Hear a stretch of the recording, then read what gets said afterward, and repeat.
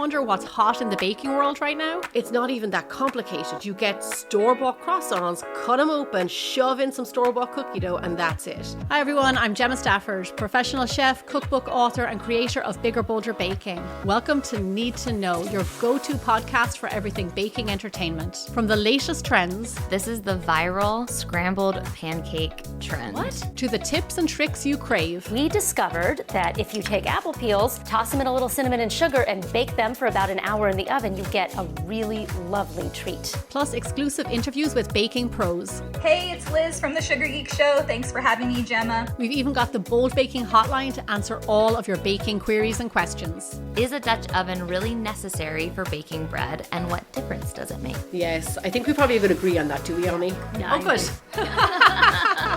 So join us every Sunday for your new weekly baking ritual. It's everything you need to know. Today's program is brought to you by Korin, a supplier of Japanese chef knives and restaurant supplies. For more information, visit korin.com. This episode is brought to you by Board Bia's Spirit of Ireland program. Please visit irishfoodanddrink.com/Spirit of Ireland to learn more about the rich history and renaissance of Irish spirits. You're listening to Heritage Radio Network.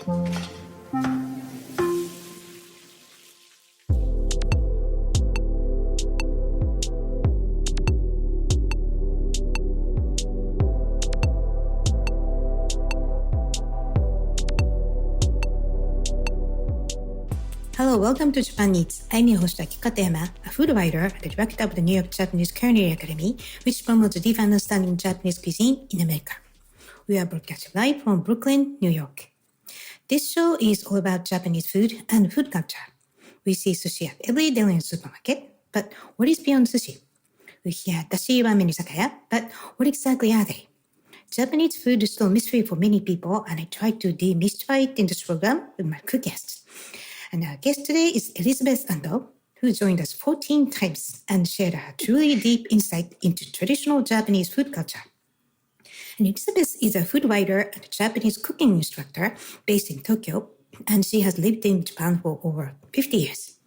And she runs a culinary art program called A Taste of Culture, which offers a great opportunity for non-Japanese people to explore Japanese culture through its food. And Elizabeth is also the author of 6 cookbooks, including award-winning washoku, recipes from the Japanese kitchen, and kansha, celebrating Japan's vegan and vegetarian traditions. And today's topic is mouthfeel, or shokkan in Japanese. And Japanese language has far more adjectives to describe mouthfeel. For example, according to a 2003 study, the Japanese language had 445 words, French 227, Chinese 144, and English and German around 100 to describe the texture of food in your mouth. So today we'll discuss why Japanese people have so many different words to describe mouthfeel, examples of mouthfeel expressions that are unique and essential to understand Japanese food culture, and much, much more. But before we start, Japan Eats is available on the Heritage Radio Network website, as well as on the iTunes, Stitcher, and Spotify as a podcast. So please go to iTunes, Stitcher, Spotify, whichever you listen to, and subscribe to Japan Eats. And please write a review. We truly appreciate your feedback. Now, let's start a conversation with Elizabeth Ando. Hello, Elizabeth. Welcome back to the show. Thank you. Glad to be back again. Hi. So I heard Japan is very hot, and you are surviving. Really hot. Surviving, but it's really been brutally hot. Last summer we thought was the last time such records would be broken, but new ones are being broken every day, unfortunately. Right. Well, hopefully Japanese cold somen noodles will heal you. Well, that's just about the only thing. And we can slurp them, and we can talk about the mouthfeel as well. That's true. That is true. Yeah. So for listeners who wants to know Elizabeth's fascinating life story about moving to Japan, how she met her lovely Japanese husband, how she started her culinary career, and many other unique experiences, please listen to episode 18. And also her previous 14 episodes on Japan Eats are truly fun and informative. So if you are interested in learning from her tremendously valuable and practical knowledge of Japanese food, please go to heritageradionetwork.org and search Elizabeth Ando. It's Andoh. But for listeners who have not listened to the past episodes with you, tell us about you as you like. Well, I arrived in Japan in the mid-60s. It was supposed to be just a short exchange program and turned out to be a rather life-changing experience. People often ask me which came first, Japan or my husband, and the answer is Japan came first. So I met him while I was here. That being said, we've been married 55 years, so it was a while back. My interest in food really came through the experience of living here in Japan, which was so different from the place that I grew up, which was New York City in the 1940s. Having to question why things were the way they were. I think until you leave your own comfort zone, you don't really realize that there are so many other options and patterns out there. And it really made me curious and started to study formally with Yanagihara Toshio. And he was the one who encouraged me to start teaching others, particularly since I could communicate in English and he himself could not. And there were very few people at the time writing about Japan and its food culture in English for the rest of the world. So I really am delighted that one thing led to another, and here I am. Right. I think the keyword, the curiosity, right? You just Yes. don't know why, but you're just curious and then just decided to pursue it. And there you are. You never know. The Right. door keeps opening. Right. Okay. So let's talk about mouthfeel or shokkan in Japanese. And as I mentioned earlier, according to a 2003 study, the Japanese language has 445 words to describe mouthfeel, French 227, Chinese 144, and English and German around 100. And these words can reflect how you feel about what in your mouth, as well as the texture of the food that you eat itself. So, first of all, why are there? What do you think are there so many words to describe mouthfeel in the Japanese language compared to other languages? I'm not sure, but I think that the act of communicating the experience of eating a particular food is terribly important to most Japanese. There are many aspects of the Japanese language that are referred to as aimai or unclear, sort of fuzzy. They're not very specific. But there are other areas of experience where things get very specific and very intensely felt. They're about the sensibility of something. And I think food is one of those areas, one of those topics where the Japanese really go all out in terms of describing the experience and what people can expect, what they appreciate. It's a way of sort of setting the stage for the actual ingestion of the food. Right. So I think if you ask Japanese person, how do you like the food? And I'm 100% guarantee that the person is going to include some kind of texture, mouthfeel, because I think it's a sensual, visceral experience, right? And then you kind of even sense if the food is bad, it's kind of like not this way you expect or something like that. But what I heard is some researchers say that because there are many onomatopoeia in Japanese in general, so it's easy, right? Because rather than just your brain describes how it's logically what it is. If you hear the sound that you reproduce it, you can have multiple sounds. So some people may hear pori pori, but I might hear sak sak. So that's kind of like a very easy to diversify, and it's not something that people intended to diversify the language. I mean, the words, it just comes naturally, and it's really up to how you had the past eating experience. And the other one I heard is that because Japanese, as a country, Japan has great access to seasonal fresh ingredients with diverse landscape and seawater. And so they didn't have to try to cook for a long time or anything. You just capture, get from the ocean or harvest from the mountain. You can just simply cook it or just eat raw. So the original texture is preserved more easily. And that's why you naturally have diverse texture and the expressions as a result.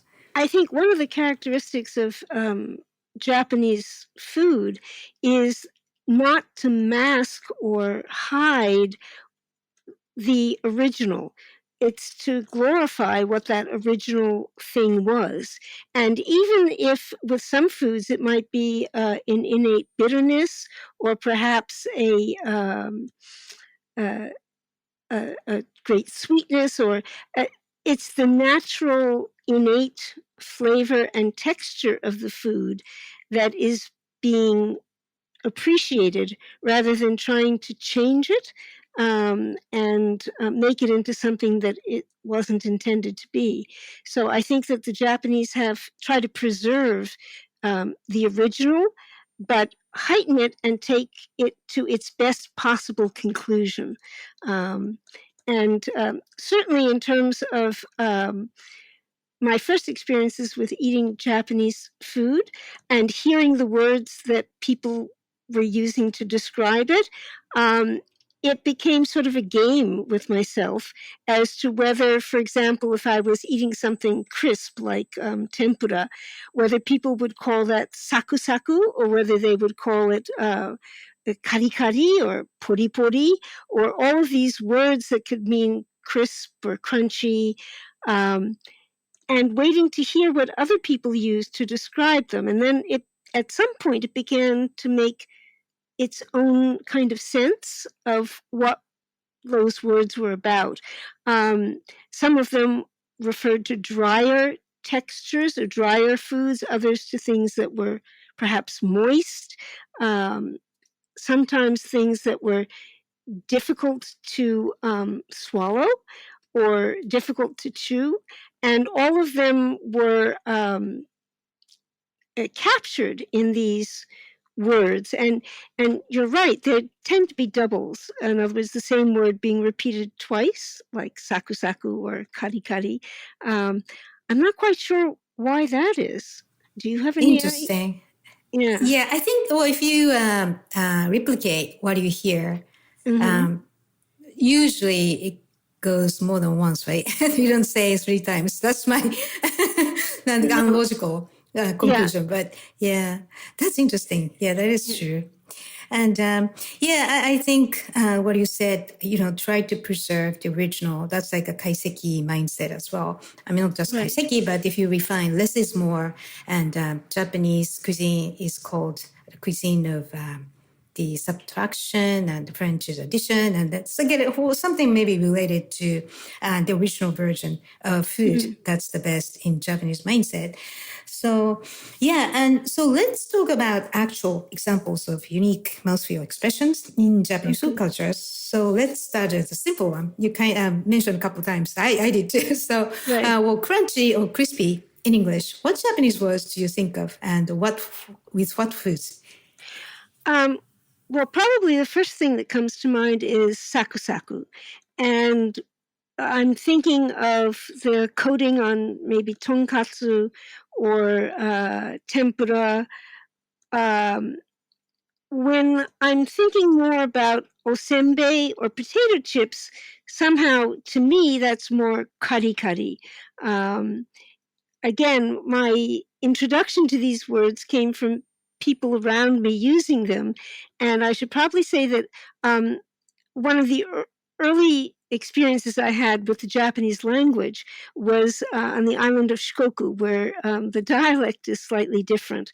And it's possible that some of my original impressions of Japanese words and what they described are more Shikoku-ben than they are, standard Japanese. I don't know. What would you use for an osenbei? Yeah, so that's interesting. So you said saku for something like tempura or tonkatsu, right? So to me, that saku is crispy, almost like potato chips, but with some moisture. like temperized oil and tonkatsu also, Right. and then potato chips too. But for senbei, like rice cracker, I would say very thin crust dry one. That's pari, that's ebi senbei, the shrimp. Pari. Okay. Yeah. But more traditional, thicker Japanese, like soy-based rice cracker. I would say it's kari, like you said. Yeah, so I think without knowing, there's a connotation of how much water it contains. And I think I'm choosing depending on how crispy, drier, and that really relates to how quickly that mouthfeel disappears in your mouth, or some very like spider web effects. So if once you have saku, it's like, oh, this is moisture driven, and then melts in your mouth. And then, but pari is like, you may need some more time to digest, and also lingering taste and texture. So this kind of really, you can analyze really deep in So what would you think of with kori? That's the cartilage.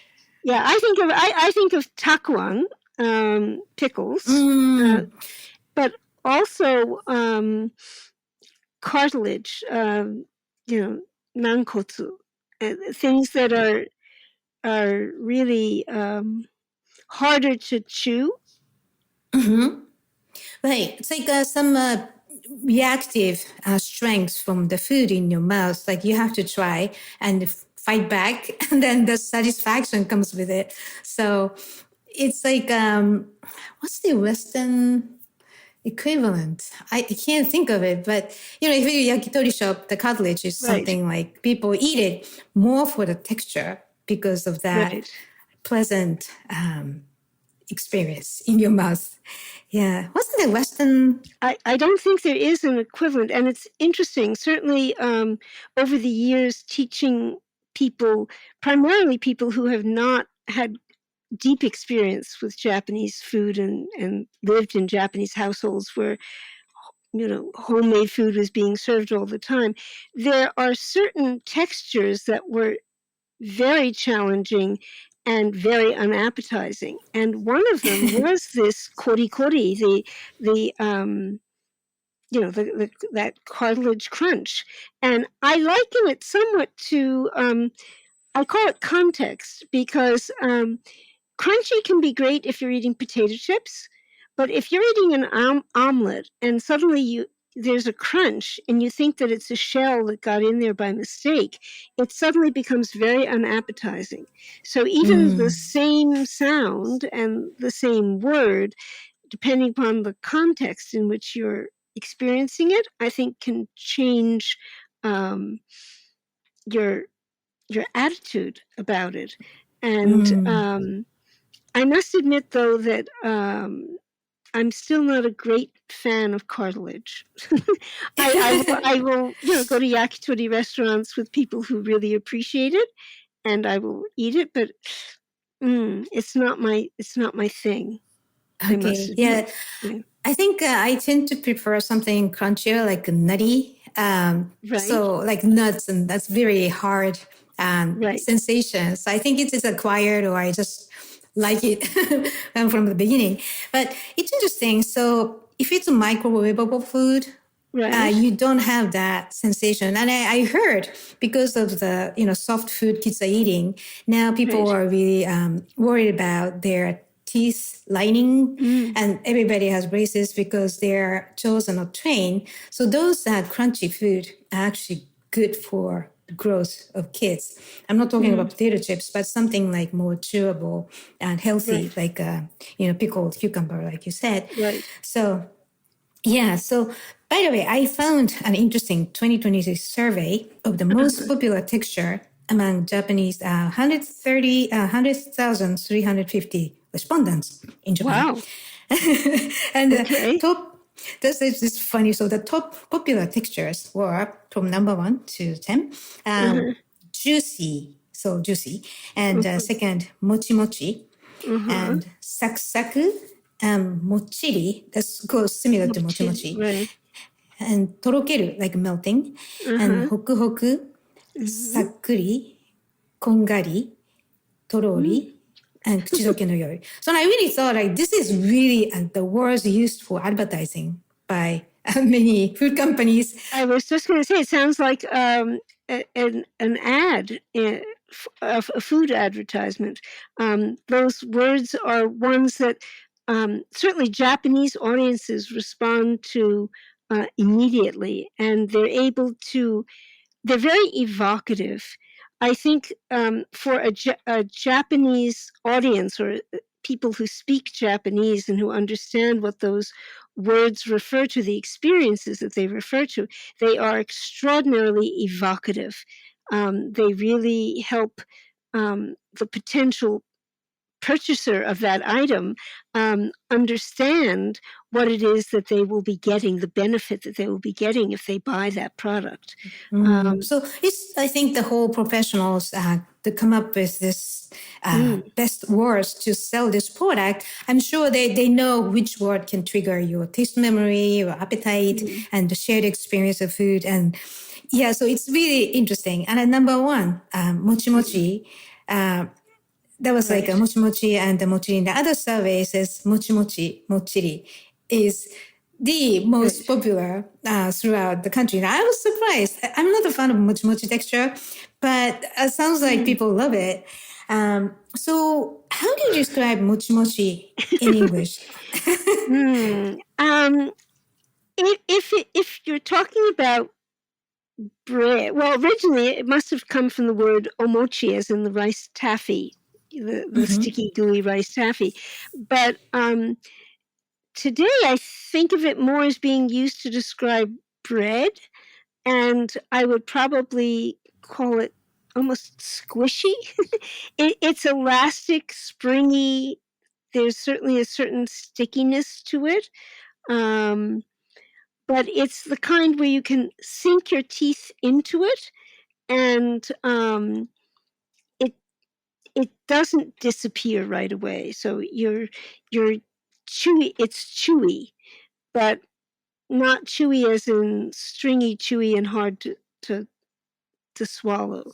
It's Yeah, it's interesting though. The meaning of mochi mochi has been transforming because so yeah, like sometimes people describe baby skin mochi mochi, and one comment made me laugh. So this man, an old man, used to be in adult video to describe skin, and now the word is more widely used. So like like very good skin used to be like woman's skin, and now babies, and now whole widely used for the whole bunch of food. And for example, so like used to be mochi mochi that can be udon noodles or rice. Like we have a lot of premium rice, like specific variety of rice, and then they try to achieve that mochi mochi texture and the shininess, all those different elements. And I think Japanese shokkan, the Japanese style Western bread, became very focused on the mochi mochi texture. Yes. So the mochi mochi is there for years and years, but then the meaning started to expand. And I think it's commercially, like we said earlier, advertisers really try to trigger that experience. Like, there you go. This is a new product. We can experience mochi mochi. Yeah. So I also think of it as being the opposite of kari kari. So something that's mochiri is not kari kari or not crunchy. So it's the opposite of crunchy. right. Yeah. Interesting that even if you go to Whole Foods in New York, you can see the mochi ice cream. Like, it's always there. And I was surprised the first time I saw it. Oh wow, American people love mochi mochi texture. So it sounds like it's a universal. And and then there's another survey about mochi mochi texture. And 49% of the 600 respondents said they liked mochi mochi for its satisfying feeling. And that means that, interestingly, mouthfeel is not only about texture in your mouth. There's another association that mouthfeel can bring you satisfaction. So it's a very complicated sensation, right? It's not just feeling. Right. Yeah. What do you expect? Yeah, it's certainly. I think of mochi also as being a satisfyingly chewy something. So it definitely requires chewing. But it's a satisfaction that you get with engaging your teeth in eating. Yeah. Yeah, it's like a blanket or cotton or something Right. comforting. Yeah, But and you can have it a long time in your mouth. it's interesting, though, in the list that you just gave, there was nothing that described that sticky, gooey, neba texture, which probably, for me, when I first came to Japan, was the most strikingly different mouthfeel. I had never really eaten foods that, because I did not grow up in a household, for example, of eating okra and other foods that would string or be sticky. To me, that was the most unique and frankly bizarre mouthfeel originally for Japanese food. Right. So, I think the neba is an interesting word.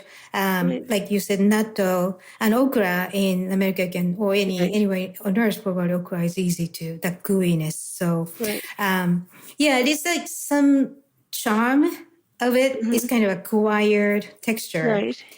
So I couldn't eat natto when I grew up because my father didn't like it. So our family never saw natto in the house. It was like banned, literally. Interesting. So, and I love it now. So it's acquired texture. Likewise, my husband grew up in a house. Also, most people in Shikoku, certainly in the 40s, did not eat natto, and it was not part of his food experience either. And I didn't get to eat natto until I came to Tokyo, and I was challenged to eat it by some Japanese, and I ate it, and I actually liked it. So I don't know that I would have had the courage to try it unless I had been sort of set up for it.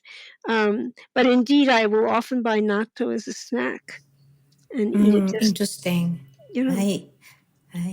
All right, so we'll take a quick break here, and when we come back, we dive more further into uniquely Japanese mouthfeel and food textures that are important to understand Japanese culture. So please stay with us.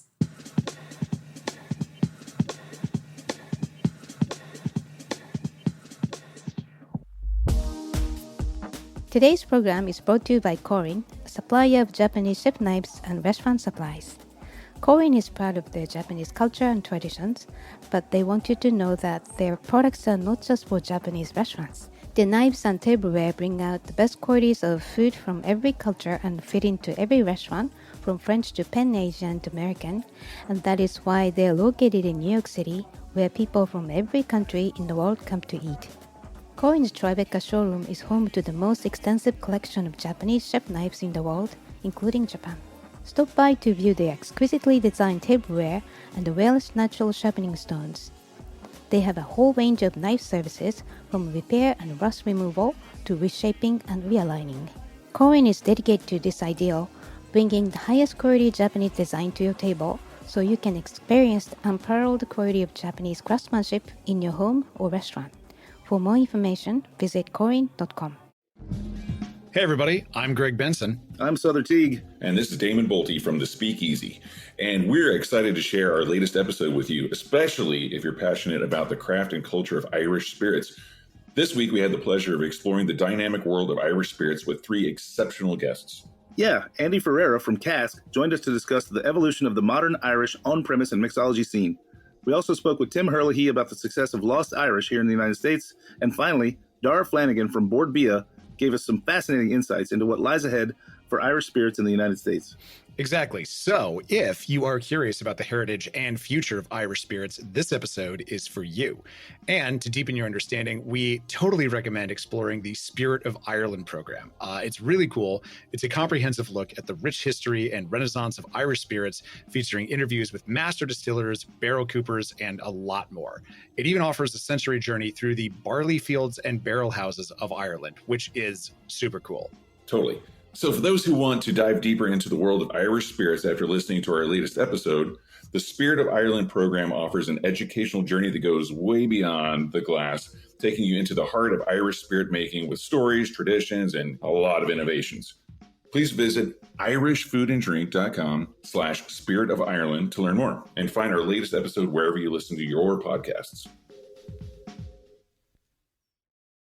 Welcome back. You're listening to Japan Eats on Heritage Radio Network, HRN. I'm your host, Toki Katayama, and my guest today is Elizabeth Ando, a food writer, cookbook author, and Japanese cooking instructor based in Tokyo. So, yeah, you really brought up interesting word, never, never. I would say it's like gooey or stringy. It's it's a very love or hate texture, but I think it's really healthy for your system. So, but many other unique languages exist. Like, for example, by the way, what do you think? Why do you like natto before we move on to the next word? Do you enjoy the gooiness, or what is that you like about I'm not sure. I like beans and most bean cookery.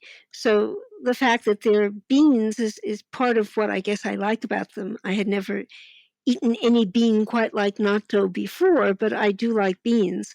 And I think it was the I like all soy foods. I think it was the soy flavor and the slightly fermented flavor. So I think the flavor was very appealing. The texture was very surprising. And once I got used to the surprise, I just liked them. Interesting. By the way, listeners who never tried natto, and people say natto is a test for foreigners, if you like it or not. But I think that depending on the brand, the flavor is so different from one brand A to B. I couldn't do one of them, and I was like, I tried to avoid it forever. But one of them I fell in love with. I keep eating it every day, and I look forward to it. When in the morning I open the fridge. So yeah, there's something that natto is something very delicious and a super, super healthy food. So yeah. Anyways, okay. So next word. Right. How about hoku hoku?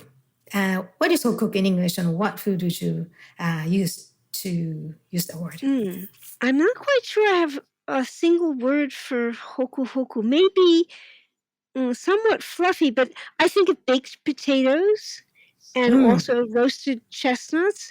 I think of it as something that will warm you up when it's cold outside. I don't think of eating hoku hoku foods, for example, now in the heat of the summer. I think of it as a cold weather treat. But I don't know. If that may be just me. Are there any hoku hoku foods that aren't hot? No, I think hoku hoku, I think that's another example of that, not just the mouthfeel, but I think it's the steamy connotation of steamed food, or some kind of warm and texture is converted from hard to fluffier, steamier. And then it comes with some steam coming out of it. So that's but it also has a sort of cozy, comforty feeling to it. Yeah. Yeah. Yeah, it's like a warm blanket or something. And then, yeah, definitely that's just a symbolic word for comfort. So the next one is another interesting one. The fuwa is very often used and people love it. So what is fuwa in English, and what foods do you think of? Probably the closest word is fluffy. And I think of airy sponge cake, whipped cream, souffles, a mousse. I know for a while the Western world was very enamored with culinary foams. Everything was sort of made into a foam. I think that texture is certainly appreciated by the Japanese. I don't have any specific statistics to offer, but the Japanese go crazy over sweets. And there are regularly different surveys done of the favorite cakes and confections that are being sold. And inevitably, whatever the collection is, whether it's the top 10 or the top 5 or the top 3, there'll be something in that collection that is hua hua. It's a texture, particularly for sweets, that the Japanese adore. But I immediately think of an airy sponge cake. Right. I heard that Japanese style souffle cheesecake is becoming kind of boom globally. And I think that fluffy, like airy, it's almost like you don't feel the gravity. So that's the very good way to describe like shokkan bread or pancake or something.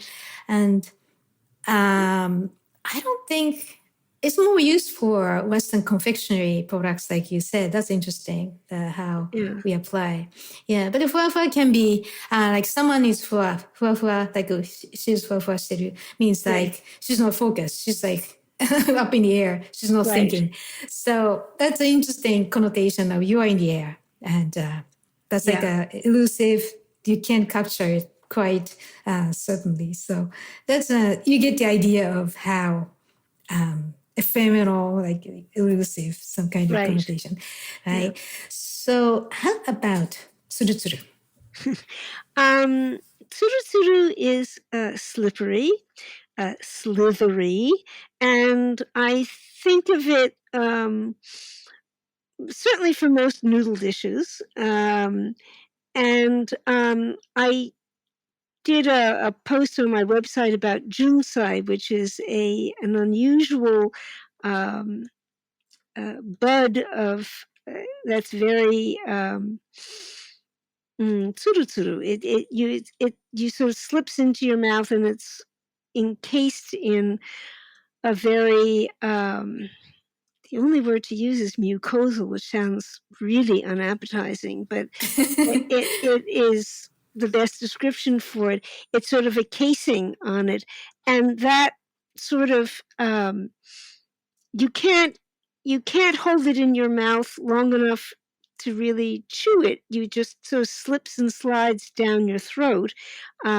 Is tsuru-tsuru, and again, one of my early impressions of Japanese food, well, particularly down in Shikoku, where everybody slurped udon and also somen in the summer, was tsuru-tsuru. That seemed to be the overwhelming texture of so many foods. Right. So let's talk about junsai that you mentioned. It's very interesting kind of plant that floats on a lake or some kind of pond. And then it's very delicate. But I would say it's like a jelly-coated plant. And it's beautiful. It's like a glass. In the middle, there's green, fresh green. And some people say that tsuru-tsuru and also puri-puri is kind of like a bursting, bouncing texture when you put it in your mouth. So junsai is something, it's a summery, very seasonal plant. And if you go to Japan and find junsai, you should definitely try it. It's beautiful and it's unique. So, and it's have to be hand-picked. So it's a precious plant. It's called junsai, right? And it's interesting. So tsuru-tsuru, you mentioned like noodles, but it's always cold noodles, right? It's kind of like, most of the case we think of cold, refreshing, cooling kind of texture. Yes. Yeah. And certainly in the hot summer, I mean, could not survive without cold tsuru-tsuru noodles. It's the only thing that you really want to eat in this kind of weather. Right. So basically, same udon or soba noodles, you can have hot in the bowl, but somehow that cold temperature kind of like shrinks the surface. It's making it more waxy in a way. So that smoothness increases. That's called ultimate smoothness. That's tsuru-tsuru. It's almost a slippery, but it's not in a slimy way. It's like a just clean, squeaky, nice sensation. And you feel like you're the cold shower or something. Right. It's very nice texture. Tsuru-tsuru. Right. Right. Yeah, it also reminds it mouth feel obviously is while something is in your mouth, but also it's sliding down your throat. And throat feel is another, I think, very Japanese sensation that is described. I can't think of many situations in English where you describe what something feels like as you're swallowing it. So Yeah. that's nodogoshi. Nodogoshi, yeah. Yeah, I think it's really, that's a great point because you think of mouthfeel, but it's not in your mouth, right? There's a whole system from your mouth through going to your digestive system. And nodogoshi is, I think, very beautiful. The whole body sensation, imagination explodes. So when do you think you use nodogoshi most frequently? I would use it about certainly noodles and especially soup noodles. But it can also be ice cream on a hot day. It feels really wonderful sliding down your throat. Or conversely, if you have a sore throat or a cold and you're drinking warm chicken soup, the nodogoshi is part of the pleasure of it and part of that sort of soothing, restorative feeling about it. So it can be about either hot or cold, but it's the sensation of it being swallowed, and it's very satisfying. Interesting. So I saw nodogoshi in a lot of ads for beer products. Like Japanese beer tend to have lager. It's not like IPA. It's more like refreshing sensation, lighter, cleaner lager products by the major four beer companies dominating the market. And they're really competitive and produce good products. And one of the keywords to compete against competitors, nodogoshi. So it's refreshing and summer and it's good. You drink and you feel good and have another one. So kind of very, sensational. And it's interesting, like people think of smell when you smell, but there's a retronasal. After you pass your mouth, you have the reflection of the smell from your mouth through coming out to your nose, which is a huge part of tasting experience. So it's kind of the same sensation once you pass your mouth, and your throat is also very sensitive part of your body. And if you are aware of it, now suddenly your taste experience becomes increased. So the nodogoshi is something I can pay attention more to satisfy my taste experience. Right. It certainly is an important part of the pleasure of eating certain foods, the nodogoshi, and but I can't really think of any English language equivalent. Again, it's not an aspect of the eating experience that most people who write about food in English think to write about. That's interesting. Well, I can't think of any equivalent too. So the experience stops in your mouth, but Japanese people enjoy the passing sensation down through your throat. So the nodo is throat, so koshi is passing. So nodogoshi literally is new sensation. Probably, we can pay more attention to. Right. So, yeah. So what other mouthfeel expressions do you think are unique in Japanese language? Certainly one of the other words that I learned early on was shaki shaki. and shaki, meaning it could have been the mound of cabbage that was next to the tonkatsu. It was often used to describe lettuce in a salad. The tsuma and ken, the garnishes on the sashimi plate, would often be referred to as shaki. And I think talking about, a crisp lettuce salad is something that most people in English can easily relate to. But shaki seemed to be the word that most people were using to describe that. That's what I remember most at the beginning.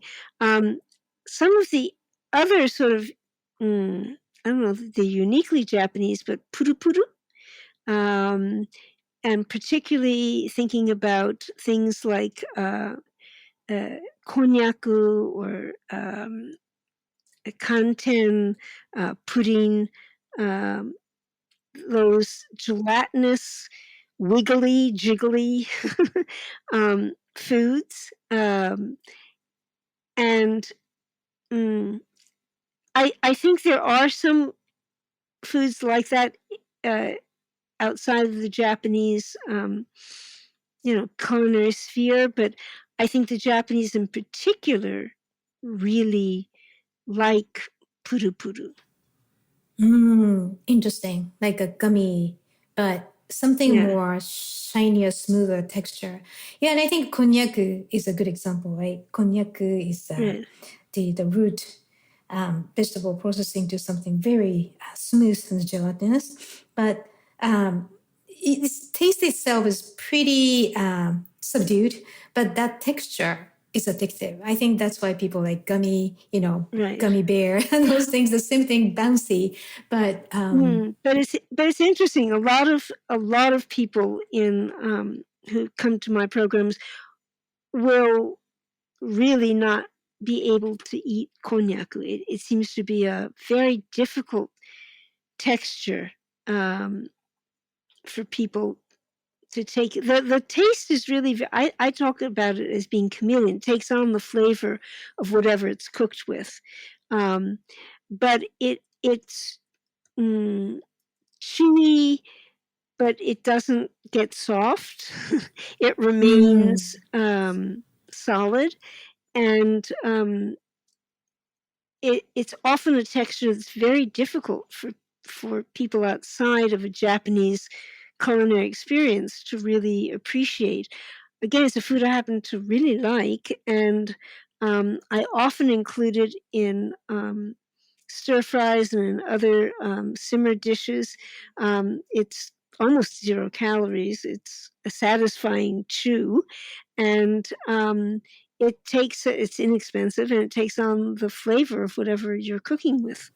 So I tend to use konjac quite a bit in my own cooking, but I do know that in many of the programs that I do, it's one of the foods that people leave behind. Interesting, because when I grew up, I didn't like the texture, but my mom said, it's going to vacuum clean your stomach. It's like, okay. I was convinced, it's clean up my body, so let's just keep eating it. And I started to like it so much. So it's like a quiet taste, like natto. Yes. Right. Yeah, that's interesting that, mentioned the puru shaki. And like, in America, for example, dog barks sounds like bow wow. But in Japan, it's 1-1. 1-1 is like something we capture. But, once you go to Japan and if you hear shaki or pari or puru, you started to think, yeah, that's exactly, feels like it, sounds like it. So it's an easy way to describe. Intuitively, you can understand the texture, what to have, and you can really describe, analyze yourself, and internalize the taste experience. So having a lot of words to describe food really enriches your experience of food and what to expect. And if you share it with your friends or family, it's exciting. So, yeah. So what is your favorite texture of food? I don't know that I have a favorite. I think it's the variety, and I would not want a meal to be only soft or only crunchy or only squishy or only slithery. I would want a little bit of everything at the meal, and I think the contrast sometimes is what makes things more enjoyable. So I like variety of texture when I'm eating, and will often, when I think about it, if I'm doing a nimo in a simmered dish, I will often purposely choose different textured foods to simmer together. The fact that they are being simmered together to some extent makes them similar, but something like shiitake mushroom, which has quite a bit of depth of really requires chewing, as opposed to something like kabocha, which almost falls apart. So the combination or the contrast between textures in foods are often things that I will look for. Right. All the Japanese traditional ichiju sansai dishes, Right. one soup, one rice, and then main course and also pickles. Right. Like really ideally really diversifies the texture. And also I think the balanced color and everything. So it's a very simple dish, style of cuisine, but by mixing everything, I think you get satisfied. And rather than having a big bowl of something and keep eating, and then done, you never really as much get satisfaction as you just go around different texture. So yeah, I think it's a very healthy way to eat, to have diverse textures. Yeah, but I think if I have to choose one favorite texture, I would say like crunchier, like, like tart versus panna cotta, right? I'm a tart person, or some like croissant, like crunchy, saksake. Well, So I'm definitely I'm a crust person, so very very often, especially with my granddaughter who likes the middle of a pie or pizza, I will eat the crust. And the same is true for bread. I love mimi. I love the ends.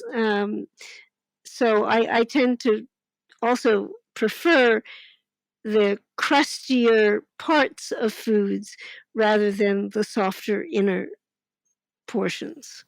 So I guess in that respect, I also like crunchy. Yeah. Yeah, I'm on the same camp. So that's cool. Right. So, all right. So we have to wrap up. So what are your plans and dreams? Well, thank you for asking. Right now, I plan to continue to offer in-person programs in my Tokyo kitchen. They're on a request basis. On my website, there's a chance for people to request it. It's interesting. The requests come in waves. Last month had many. Again, September is totally full, and so is October. But take a look, and if you're going to be in Tokyo, let me know, and we can take it from there. Continue to write. I think it's, for me, it's important to do both, to write and to teach directly, face-to-face. And for quite a while now, I've been thinking I have to redo my Facebook group, and I've got some ideas. I'm going to be talking with my web mistress about that, and so stay tuned, and I will probably make an announcement. And if people are not signed up for my newsletters, please go to my website and do that. Right. So your website is tasteofculture.com. Right. Right. It's very clean, sleek, and tons of information. So listeners, you should visit tasteofculture.com. All right. So, well, thank you so much for joining us today. And I look forward to the next fun discussion with you again. Thank you. Right, so listeners, if you have any questions or comments about the show or suggestions for guests, please contact us at japanease@heritageradionetwork.org or at kikatema.com. Japanease is a weekly program. It's always available at heritageradionetwork.org, as well as iTunes, Stitcher, and Spotify as our podcast. Our engineer is Liam Warner, and thanks for listening. I will see you next week.